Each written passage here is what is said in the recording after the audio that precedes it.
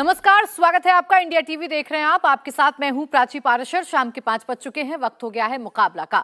देश में मुस्लिम वोट का पैटर्न कभी कैंडिडेट के नाम पर तो कभी बीजेपी को हराने के नाम पर, कभी किसी के डर से तो कभी किसी नारे पर बदलता रहा है।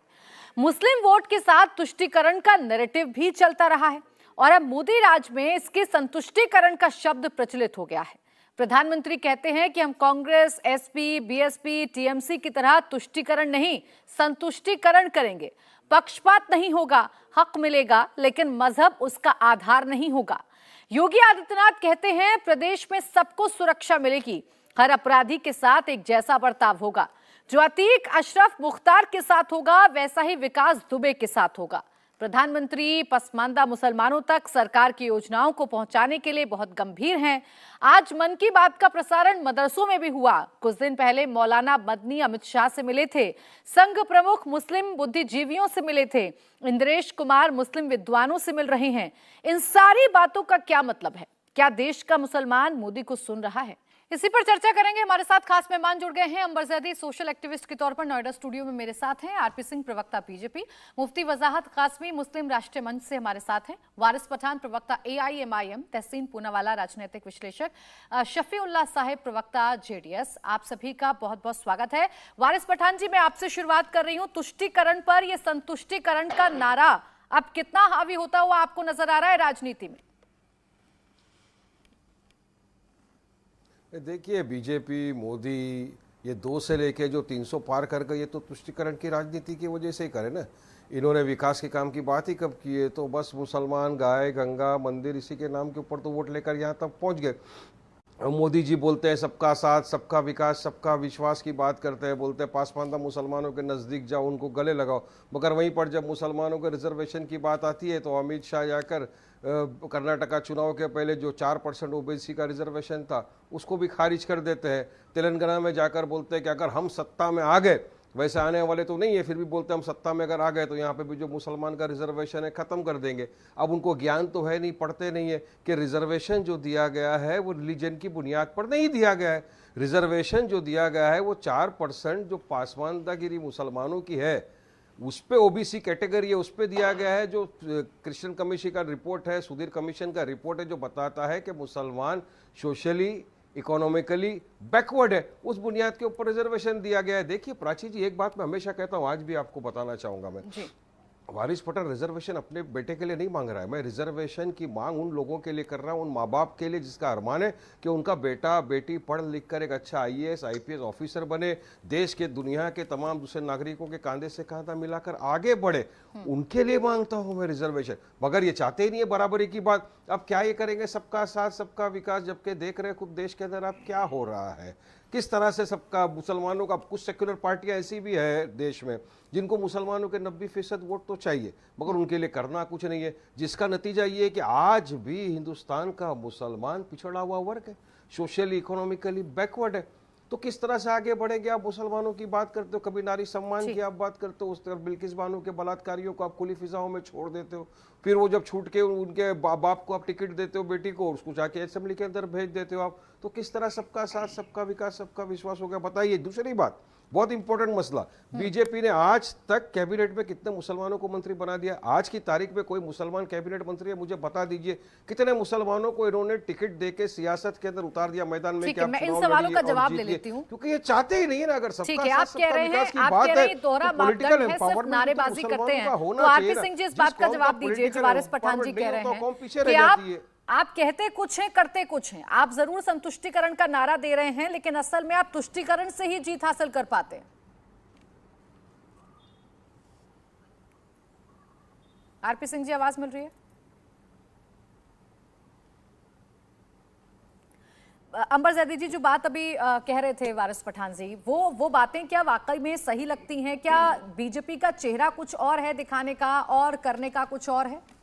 और सॉरी, बिल्कुल भी ऐसा मुझे नज़र नहीं आता है जो कि वारिस पठान साहब ये बात कहने की कोशिश कर रहे हैं। इन लोगों का काम ही ये है कि आप इस तरह से आप झूठ बोलकर लोगों को इस तरह से डिवाइड कीजिए कि लोगों को यकीन हो जाए कि वाकई में बीजेपी इस तरह का काम कर रही है। एक बात मैं यहाँ पर कहना चाहती हूँ कि अगर तुष्टिकरण का काम बीजेपी ने किया होता तो मुसलमानों के ऐसे अनछुए मुद्दों पर काम नहीं करते जिनको बहुत सारी ऐसी पॉलिटिकल पार्टीज ने दशकों से नहीं छुआ था, जिसमें सबसे अहम मुस्लिम महिलाओं का ट्रिपल तलाक का मुद्दा है, जिनको देश की बड़ी राष्ट्रीय पार्टी ने अनछुआ रखा। यहाँ तक कि सुप्रीम कोर्ट का फैसला भी पलट दिया। लाखों मुसलमान महिलाओं के अधिकारों के विरोध में इंडिया गेट पर पहुंचे थे और किस तरह से उस फैसले को बदला गया ये आप सबके सामने है। जो सरकारें तुष्टिकरण के लिए काम करती हैं वो मुसलमानों को वोट बैंक की तरह इस्तेमाल करती आई हैं और उनको सिर्फ और सिर्फ वोट बैंक की तरह इस्तेमाल किया है।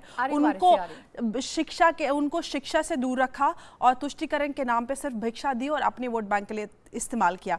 आज मुसलमानों के वो मुद्दे जो वाकई में जिन पर काम होना चाहिए, और हम तो कहीं पे भी इंस्टीट्यूशनली ऐसा नहीं देखते कि कहीं पे डिस्क्रिमिनेशन नजर आता हो, कि कोई इस तरह की गवर्नमेंट की पॉलिसी हो, कोई ऐसा प्रोविजन हो जहां पर मुसलमानों को धर्म के आधार पर या उनकी जाति के आधार पर डिस्क्रिमिनेशन हो। और जब हम रिजर्वेशन की बात करते हैं तो हमारा कॉन्स्टिट्यूशन किसी को भी धर्म के आधार पर रिजर्वेशन देता ही नहीं है। तो इस तरह से क्यों प्रोपेगेट किया जाता है कि मुसलमानों के साथ ऐसा किया जा रहा है? तो मुझे लगता है कि बहुत जिम्मेदारी के साथ हमें इस तरह के मुद्दों पे बात करना चाहिए। इस पर जवाब देना चाह रहे हैं वारिस पठान जी, इस पर जवाब दे दीजिए, फिर आरपी सिंह जी आपके पास। मैं जवाब देना चाहूंगा। जी वारिस जी, मैंने अभी अंबर जी की बातों को सुना। अंबर जैदी जी एक महिला है, मैं बहुत सम्मान करता हूं। मैं आपसे सवाल करूंगा अंबर जी, अभी आपने मुस्लिम महिलाओं का जिक्र किया।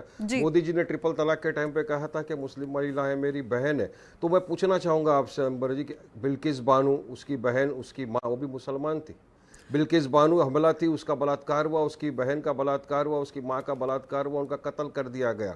उसकी 6 छोटी से बच्चे को सर फोड़ के पत्थर से मार के उसका कत्ल कर दिया गया।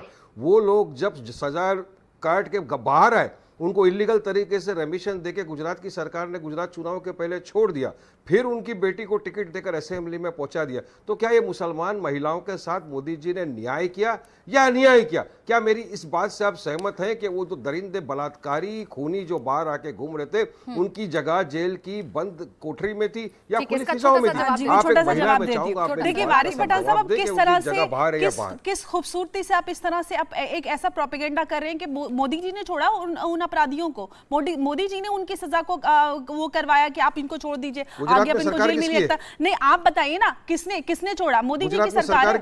मोदी जी ने बोला सजा कोर्ट से होती है या मोदी जी माफ करते हैं? आप इस तरह से वकील होके इस तरह की झूठी बातें मत किया कीजिए। लोगों को आप अगर आप उनके स्वागत की बात करते हैं, उनको फूलमाला पहनाने की बात करते हैं, तो उनके परिवार वालों ने जो किया, किसी के परिवार वाला छूटता है तो ये उनका, वो किस तरह से उसका स्वागत करते हैं ये उनके ऊपर है। मैं उसमें कुछ नहीं कर सकते। और जब बात आती है सजा की, आपको कोर्ट जाने से किस लिए रोका? हमारे देश में सबके लिए कोर्ट खुले हुए हैं, आपको लगता है?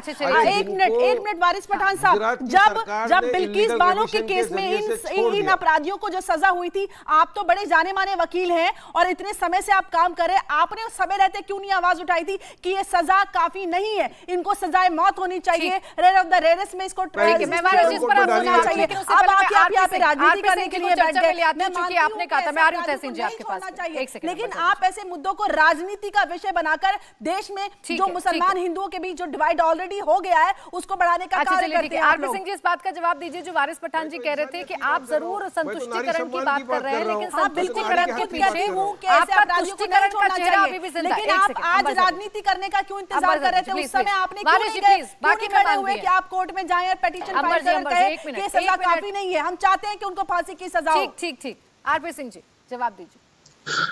वारिस पठान साहब, आप ट्रिपल तलाक के हक में या विरोध में थे, ये बता दीजिए। अपने बयान आपके, मैं सुना दूं आपको। आपने ट्रिपल तलाक के समय क्या कहता? बहनों की बात कर रहे हैं आज यहाँ पर बैठकर। आपने तब तो तमाम बहनों को लेकर ट्रिपल तलाक नहीं होना चाहिए, तब क्या होगा था आपको? निकाह हलाला के पक्ष में, निकाह हलाला के विरोध में, ये तो बात करेंगे नहीं। परंतु क्या है कि इनको एक नैरेटिव बिल्ड करना है। हम जब कहते हैं कि गैस का सिलेंडर हर घर पहुंचना चाहिए, तो वो हर घर पहुंचना चाहिए, वो ये पूछ कर नहीं पहुंचना चाहिए। अभी यूपी में सरकार थी पहले अखिलेश यादव जी की, तो ये पूछा जाता था कि हिंदुओं का गाँव मुसलमानों का गाँव है, उसके अनुसार बंटवारा होता था। परंतु आज तो ये नहीं पूछा जाता। आज जब आवास योजना दी जाती है तो ये नहीं पूछा जाता कि हिंदू के लिए जा रही, मुसलमान जो लड़ाई करता उसको मिलती है। लगभग जितनी आवास योजना अब तक एलोकेट हुई उसमें 31.3% ऐसे हैं जो मुसलमान हैं। पॉपुलेशन कितनी है? इसी प्रकार जब किसान सम्मान निधि दी जाती है तो 33% लोग ऐसे हैं जो उसमें मुसलमान है, मुसलमान किसान है, उनको ये पूछकर दिया था भैया मुसलमान आपको नहीं दी जाएगी, जो अप्लाई करता है उसको मिलती है। मुद्रा योजना के अंतर्गत लगभग 36% ऐसे हैं जो मुद्रा योजना के अंतर्गत जिनको लाभ मिलता है। क्या ये पूछकर कहा जाता है कि आप, अरे भैया आपकी पॉपुलेशन 14% है, आप 14% से ज्यादा क्यों ले लोगे? ये पॉलिसी अब नहीं है। आज पॉलिसी ये है कि किस प्रकार से जो बेनिफिशियरी स्कीम्स है वो ये पूछकर नहीं कि आप किस धर्म से किस जाति। अरे एक को रुकिए, अरे वारिस पठान मैं आपको धोखा नहीं, मैंने आपने आपकी बात पूरी करे, सुन लीजिए। अरे रुकिए एक मिनट वारिस पठान, रुकिएगा एक मिनट, तसल्ली करिएगा। और एक और जानकारी दे दूं, जब ये सरकार 2019 में वापस आई, सबसे पहली जो स्कीम पास की वो क्या थी कि मुसलमान बच्चों को, मिनॉरिटीज के बच्चों को 5 करोड़ बच्चों के लिए वजीफा स्कॉलरशिप दी गई। क्यों दी गई? ताकि वह पढ़ सके और वह देश के अंदर बाकी जैसे लोग हैं उस प्रकार से अपना हक मांग सके, वह बराबरी कर सके, ताकि स्कॉलरशिप मिलकर वह पढ़ाई में आगे बढ़ सके। असल में क्या कि इनको दिमाग में आता कि नहीं हमारे लिए स्पेशल प्रोविजन क्या होगा। अभी मैं इस बात का जवाब भी दे दूं, इन्होंने कहा हमें 4% कोटा मिलेगा। अरे संविधान के अनुसार मिलेगा, संविधान से ऊपर उठकर मिलेगा। ठीक है, संविधान के अनुसार नहीं मिल सकता, इसलिए नहीं मिल रहा। ठीक है, तहसीन पूनावाला जी, ठीक है, आरपी सिंह जी आपकी बात आ गई। तहसीन पूनावाला जी, जो बात अभी आरपी सिंह जी कह रहे हैं कि सरकार ने भेदभाव तो नहीं किया, कोई भी योजना आई तो वो तमाम धर्मों के लिए आई, ऐसा तो नहीं है कि धर्म देखकर योजना सरकार लेकर आई हो, तो तभी वो कह रहे हैं कि हम तो तुष्टिकरण नहीं, हम तो यहाँ पूरी तरीके से संतुष्टिकरण कर रहे हैं। मैं आ रही हूँ फिर आपके पास में, शफीउल्लाह जी आपके पास।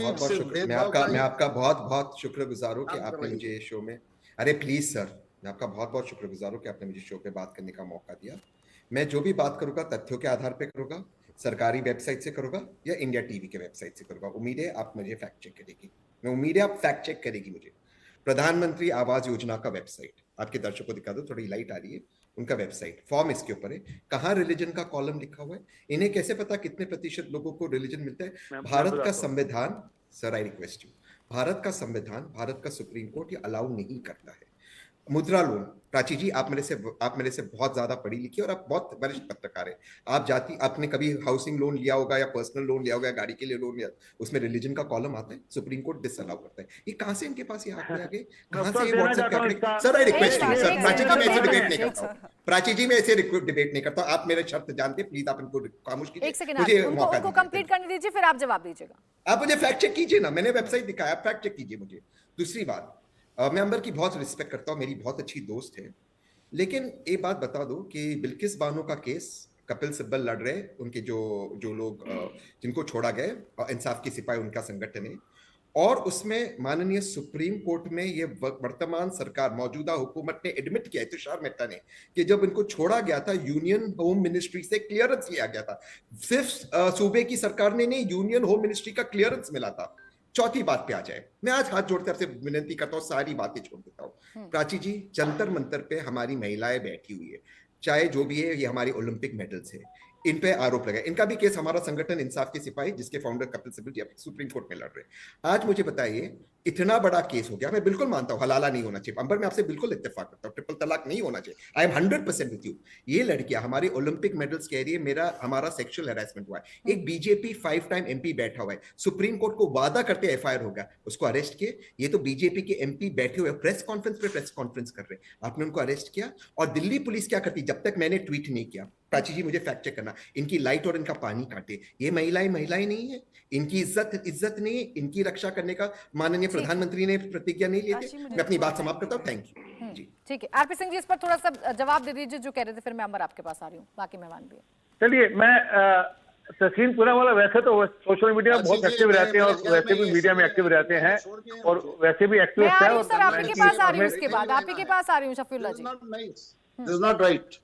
मैं आ रही हूँ आपके पास आ रही हूँ। सर काउंटर लेना जरूरी है, चूंकि सवाल उठाए तहसीन जी, बोलिए सर, आप मेरा चांस ले लीजिए, आरपी सिंह के बाद आप ले लीजिए मेरा चांस, बोलिए। तो मैं इनकी इस बात की तारीफ करता हूँ कि ये सोशल इश्यूज पे काम भी करते हैं, परंतु आप शायद भूल के, मुख्तार अब्बास नकवी साहब का बयान है और उनका ऑफिशियल बयान है, वो ये नहीं कि अपनी तरफ से कोई और मंत्री रहते हुए उनका बयान था, ये जो मैं आपको डेटा परसेंट दे रहा हूँ, वो मिनॉरिटी के मंत्री से सब उन्होंने ये सब डेटा परसेंट दिया है, और उनका मंत्रालय की ड्यूटी है कि वो ट्रैक रखे कि कितना क्या हो रहा है, जानकारी उनके पास रहनी चाहिए, और वो जानकारी उन्होंने शेयर करी। परंतु क्या कि लोगों को ध्यान भटकाना है, मूल मुद्दों से लोगों को ध्यान भटकाना है। जब हम कहते हैं कि हम संतुष्टिकरण की बात करें, तो संतुष्टिकरण मतलब सबके लिए हो रहा है वो, उसमें ये नहीं होकर टारगेट होकर कि इसके लिए करना, इसके लिए नहीं करना। ठीक है, मैं शफीउल्लाह जी को चर्चा में ले आती हूं, क्योंकि बहुत देर से वो आपकी बात का काउंटर करना चाह रहे हैं, बहुत देर से इंतजार कर रहे हैं। शफीउल्लाह जी, जब वो कह रहे हैं संतुष्टिकरण हम कर रहे हैं, और अभी आरपी सिंह जी फिर इस बात को दोहरा रहे हैं कि देखिए हम सबका विकास कर रहे हैं, ऐसा नहीं है जो पहले के लोग करते थे कि हम तुष्टिकरण करें, हम सबका विकास कर रहे हैं, इस पर क्या आपत्ति? देखिए प्राची जी, सबसे पहले मैं ये बता दूं, यहाँ जो बीजेपी के तरफ से प्रवक्ता आए हुए हैं वो इस तरह बात कर रहे हैं जैसे कि वो हुकूमत चलाने के भी बहुत बड़े एक्सपर्ट्स हैं और इस्लाम के भी एक्सपर्ट्स हैं, बार बार हलाला पे जा रहे हैं, पता नहीं तलाक हलाला निकाह इसी में वो फंसे हुए हैं। ऐसा लगता है कि बीजेपी मजहब के बारे में, इस्लाम के बारे में बहुत बड़ी एक्सपर्ट है, हुकूमत चलाने में टोटल फेल है। और टोटल फेल मैं इसलिए कह रहा हूं कि सारे प्राइजेस जो सारे हिंदुस्तान की महिलाएं और जितने भी लोग हैं जो सफर हो रहे हैं उसके बारे में ये एक बात भी नहीं करते। पूरे रेट्स आसमान को छू रहे हैं। गैस 1300 रुपये और पेट्रोल और डीजल 100 रुपये, 110 रुपये, ये इसकी बात करते ही नहीं। ये हुकूमत किस तरह चल रही है जो कि प्राइजेस 1 से 4 गुना हो गए और लोग तड़प रहे हैं, फंस गए। और एम्प्लॉयमेंट 2 करोड़ लोगों को एम्प्लॉयमेंट की बात बताई गई थी, कोई एम्प्लॉयमेंट नहीं। और इनको पूछे तो ये हलाला की बात करेंगे और निकाह की बात करेंगे और तलाक की बात करेंगे। फिर अगर पूछा जाए तो इनके लोग कहेंगे कि 20 लाख आदमियों को कत्ल कर देना चाहिए। वो नरसिंहानंद जी कहते हैं 20 लाख आदमियों को कत्ल करने के लिए हथियार उठाना चाहिए। इसके ऊपर इनका कंट्रोल नहीं है, हुकूमत का जर्रा भी कंट्रोल नहीं है। और लोगों को यहाँ कर्नाटक में बीजेपी हुकूमत है, एक मुसलमान को पकड़ के मार दिया चंद लोगों ने, और यहाँ ये सिस्टम ही नहीं था।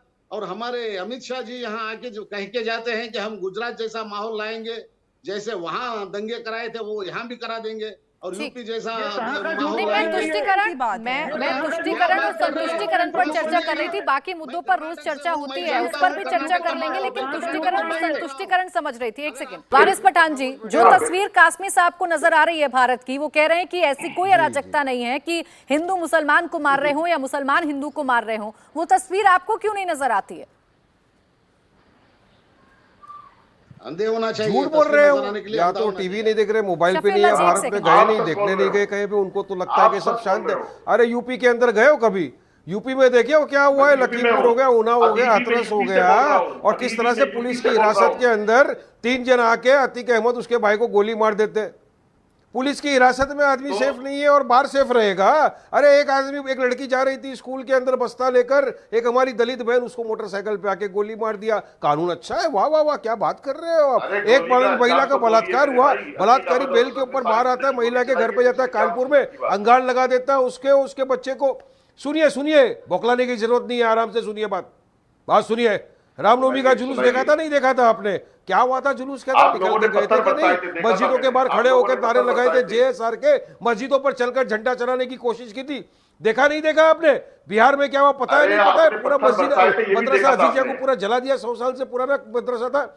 पता है नहीं पता है? झूठ क्यों बोलते हो? यहाँ पर बैठ गए क्यों झूठ बोल रहे हो? यहाँ पर बैठ गए, क्या पता है आपको लॉकडाउन के बारे में हिंदुस्तान का? खाली आपको मोदी के तलवे चाटने के।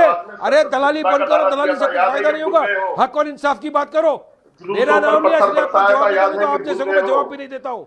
खामोश से सुनिए, खामोश से पहला बात सुनो।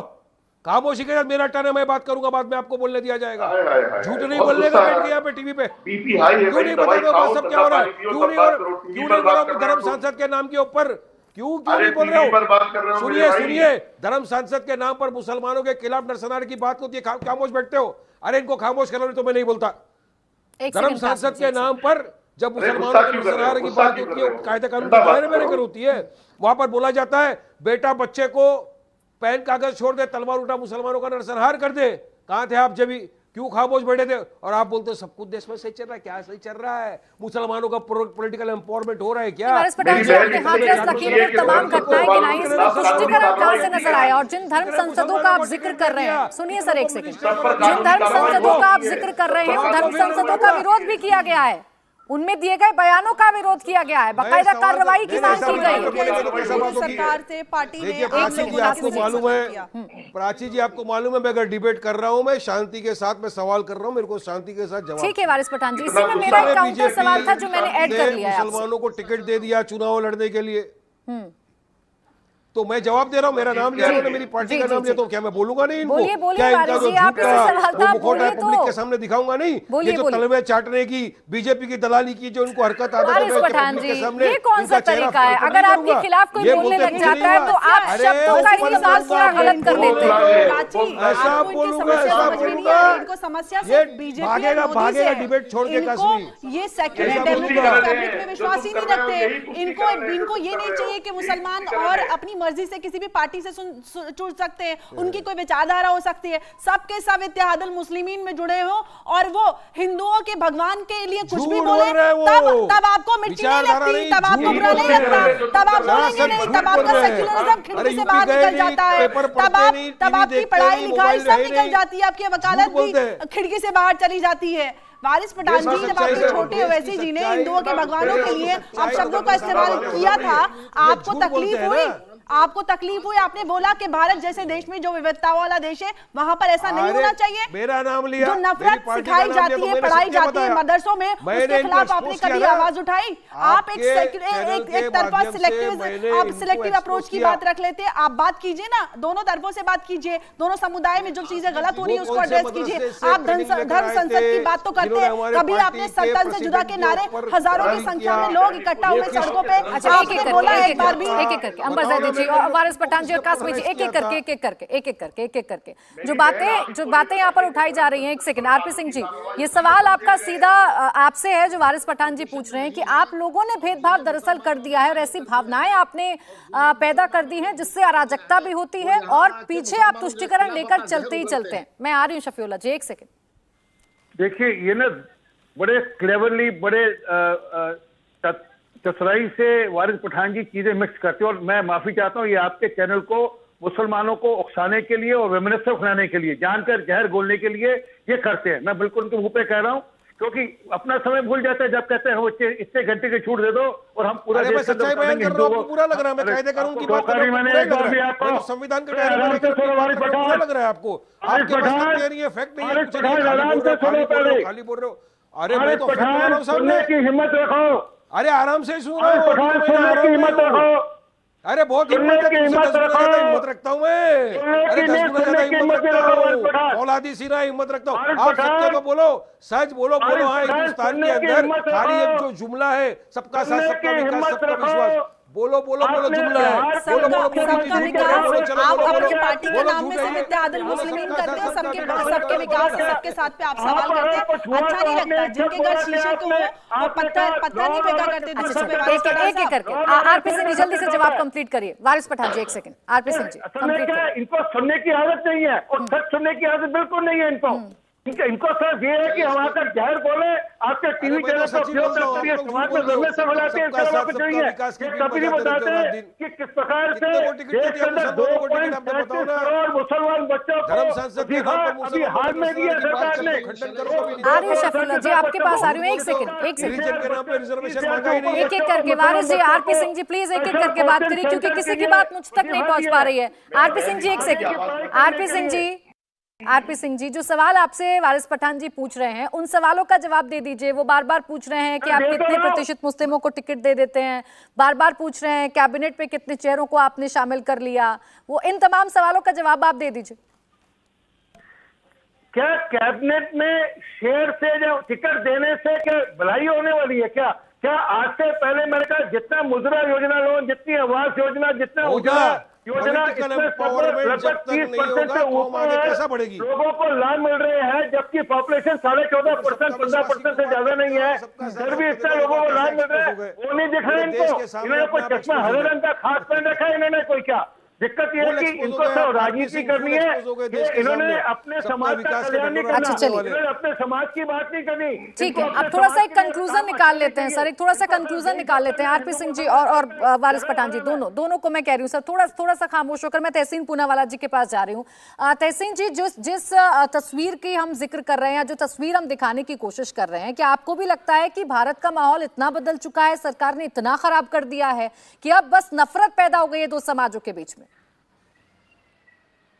ये देख के पतंगे हैरान हो गए, अब तो छतें भी हिंदू मुसलमान हो गए।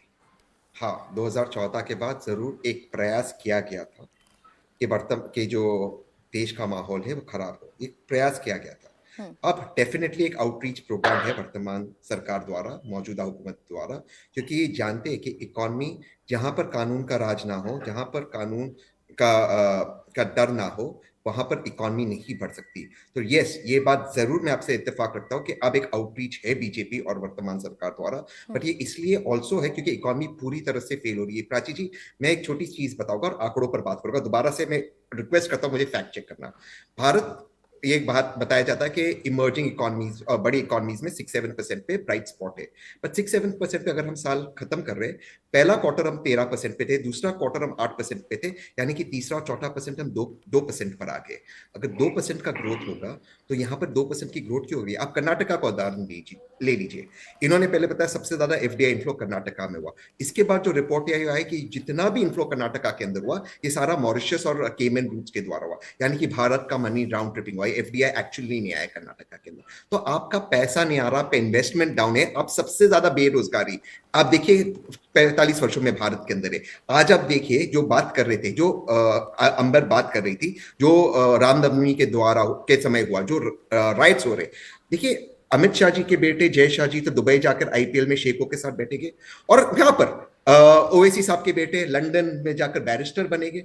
लेकिन हमारे बच्चे लड़ाई कर रहे हैं, ये गरीब बच्चे लड़ाई कर रहे हैं। सवाल है कि इस मुल्क को अगर आगे ले जाना है, शिक्षा की जरूरत है, शांति की जरूरत है, इकोनॉमिक डेवलपमेंट में। आपसे मैं सवाल पूछते बात करता हूं, बिल्कुल सेक्युलर बात, आर्टिफिशियल इंटेलिजेंस पर इस सरकार की क्या स्ट्रेटेजी है? कोई इनके पास कोई आइडिया है?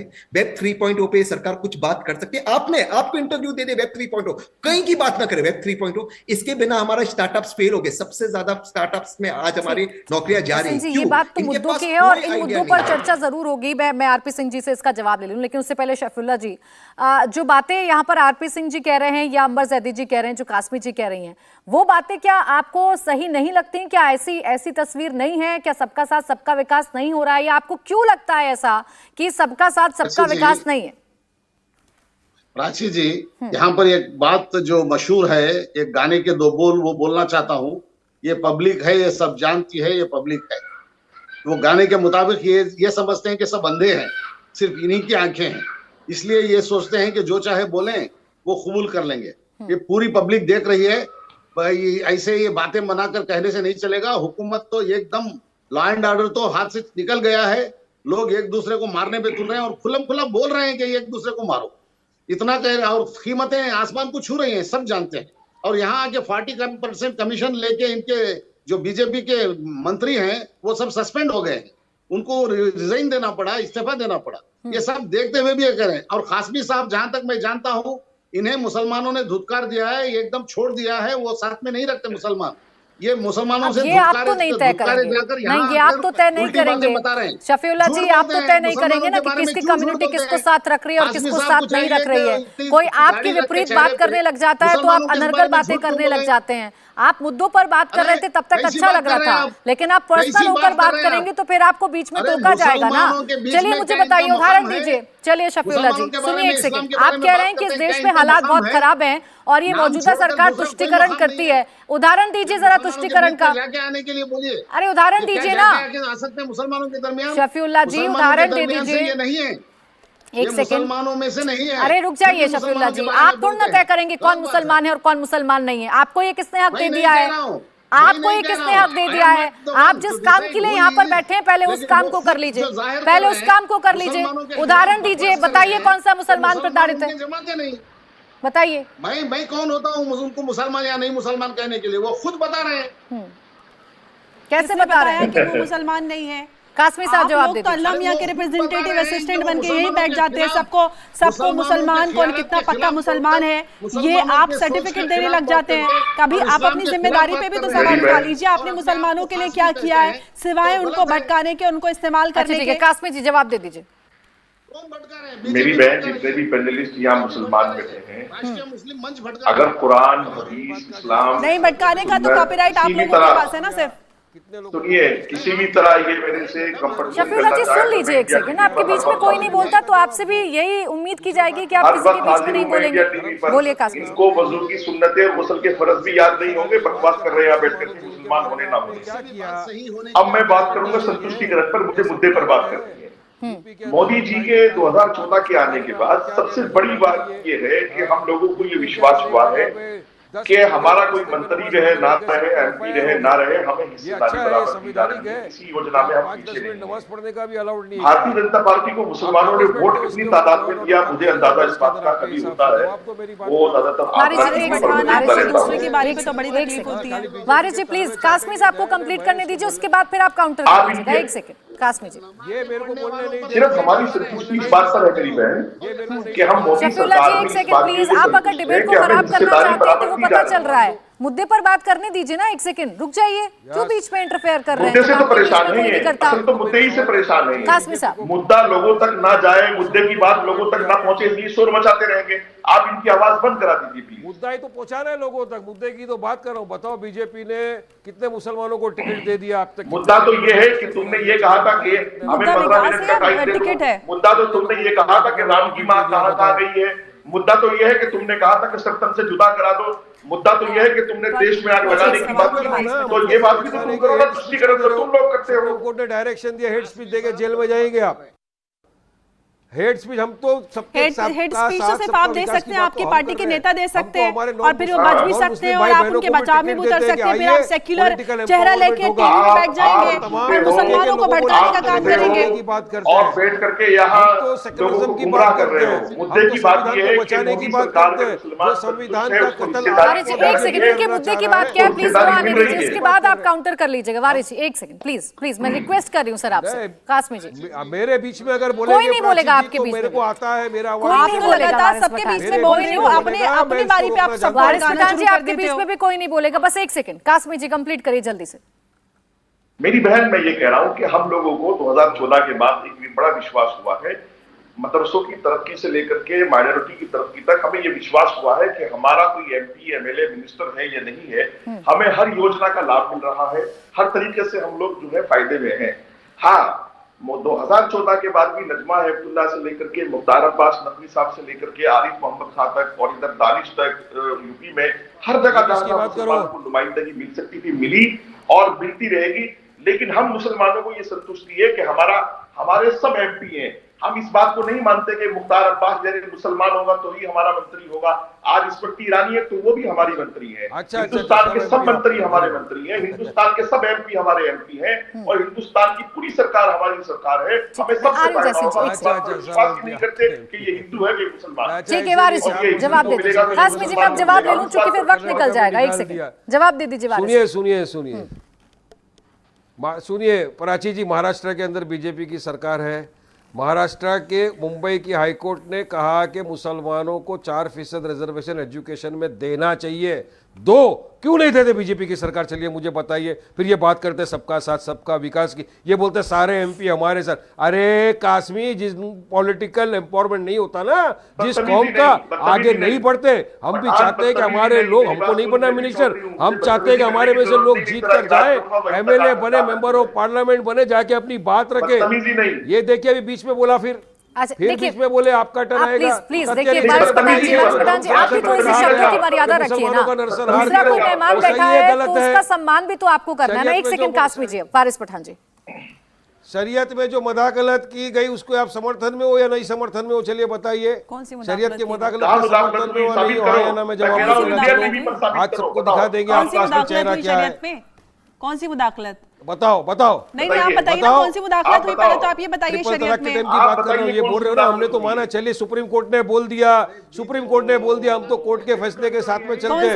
लेकिन ये जो बैठ के जहर उगल रहे हैं ना, ये आरएसएस के अभी आरएसएस के जो एजेंट बन के बैठे हुए आपके चैनल पे, ये काश्मीर जैसे लोगों की वजह से आज देश का बेड़ा गर्क है। समझिए एजेंडा क्या है? जो कह रहे हैं कि शरीयत में मुदाखलत हुई तो वो क्या हुई? मैं आपसे एक सवाल करूंगी, एक सेकंड, मुझे थोड़ा सा मैं आपको जवाब डेमोक्रेसी सिखाने। वारिस पठान जी, एक सवाल है। काश्मीर शर्म करो। वारिस पठान जी, एक सेकंड, पर्सनल जाने से अच्छा सवालों का जवाब दे देते हैं। आपसे एक सवाल पूछ रही है अंबर जैदी जी। वारिस पठान साहब, सवाल का जवाब मेरे सवाल का जवाब है, आपने कहा कि शरीयत में मुदाखलत हुई और हमने कुछ नहीं कहा। कौन सी शरीयत में मुदाखलत हुई? और आप ये बता दीजिए शरीयत है क्या? आप बहुत बड़े मुसलमान और बहुत बड़े वकील है ना, आप बता दीजिए। आप ये सब बोल बोल के मुसलमानों को भड़काने का जो काम करते हैं, मेरे सवाल का जवाब दीजिए। पहले आप बताइए कौन सी शरीयत में मुदाखलत हुई और शरीयत क्या है?